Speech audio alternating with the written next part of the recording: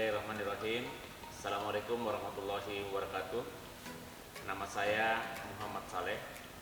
Saya sebagai DP nurse atau Endostoma Therapy Nurse. Saya biasa berinteraksi dengan pasien-pasien dengan masalah luka, stoma, dan inkontinensia. Saya bekerja di Rumah Sakit Wahidin Sudosodo di bagian komite keperawatan sekaligus di poli luka dan home care. Pasien-pasien dengan pemasangan stoma, baik yang sifatnya sementara ataupun yang permanen, itu ada keraguan dalam kaitannya melaksanakan peribadatan, ya, khususnya agama Islam. Terkadang ada takut wudhunya batal, sholatnya batal, apalagi kalau di stomanya sering keluar ada gas ataupun ada cairan. Itu tidak mengapa. Agama Islam ini adalah agama yang sangat fleksibel, tidak memaksakan sesuatu, hanya disesuaikan dengan kondisi pasien. Bahkan Majelis Ulama Indonesia sudah ada fatwanya bahwa pasien-pasien dengan stoma itu aman untuk melaksanakan ibadah, tidak akan membatalkan sholatnya, apalagi stomanya terpasang dengan rapi. Bahkan stoma yang tembus sedikit pun itu masih dimaafkan. Ada namanya najis ma'ufun, najis yang dimaafkan. Yang penting kita sudah maksimal berusaha dan hilangkan keraguan.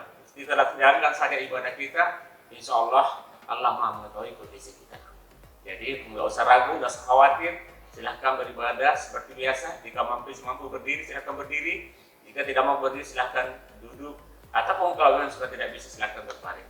Tidak ada masalah. Apalagi dengan kondisi ada penyakit, ada stoma yang terpasang, itu dimaafkan. Yang salah kalau kita meninggalkan spiritual kita hanya dengan masalah ini. Justru pada kondisi seperti ini kita harus semakin dekat, semakin mendekatkan diri kepada Allah Subhanahu wa taala yang menguasai hajat hidup kita.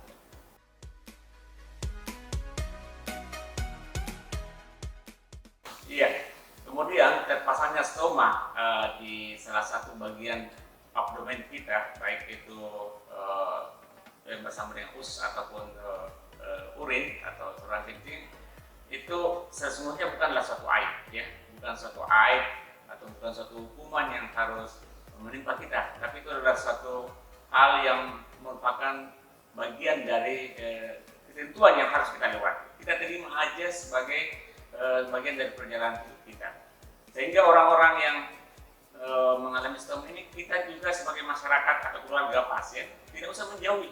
Apalagi sekarang itu udah tidak ada masalah, kantong-kantong stoma itu sudah sangat bagus, sehingga masalah-masalah yang terjadi, misalnya masalah bau, masalah rasa malu juga bisa diminimalkan karena sudah ada kantong-kantong yang mendukung.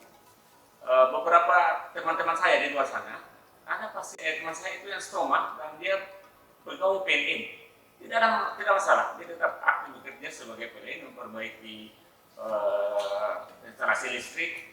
Dan ada juga teman saya yang bekerja di pemerintahan, itu juga tidak mengapa. Jadi interaksi sosial atau dukungan yang kita harus berikan kepada pasien yang ditakdirkan dengan stoma ini tidak usah berlebihan, biasa-biasa saja. Karena sebenarnya stoma ini hanya masalah yang hanya memindahkan jalan keluar yang normalnya melalui anus atau saluran kencing, tiba-tiba dikeluarkan di tempat lain dengan alat, dengan kantong atau karena stoma. Jadi secara interaksi sosial tidak banyak pengaruhnya. Bahkan kita sebagai keluarga atau masyarakat di sekitar orang stoma, kita harus berikan support yang positif. Jangan sampai kita yang membuat dia menjadi negatif thinking, menjauhi kita. Justru kita semakin dekat mensupport dia agar dia semakin semangat menjalani kehidupannya. Bahkan sekarang nggak usah khawatir Bapak Ibu sekalian, ada organisasi atau kelompok orang-orang para ostomed. Di Makassar ini sudah pernah dibentuk, ya, di Makassar. Bahkan di kota-kota besar seperti Jakarta, Bandung itu sudah ada kelompok para ostomed yang bisa sharing informasi masalah-masalah yang dihadapi, interaksi-interaksi sosialnya yang dihadapi, dan dia bisa komunikasikan.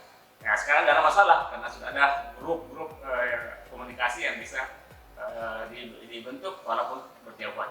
Kalau masih dalam lingkungan setempat, boleh saling diskusi untuk mengungkap masalah-masalah yang muncul terkait dengan stoma yang sedang terpasang. Baik, saya kira cukup sekian informasi yang bisa saya sampaikan. Semoga informasi ini bermanfaat buat pasien stoma maupun keluarganya. Dan semoga kita tetap semangat menjalani kehidupan ini dengan sebaik-baiknya dan kita bisa sukses hidup dunia akhirat, sukses dunia akhirat dan selamat dunia akhirat. Sekian dari saya. Assalamualaikum warahmatullahi wabarakatuh.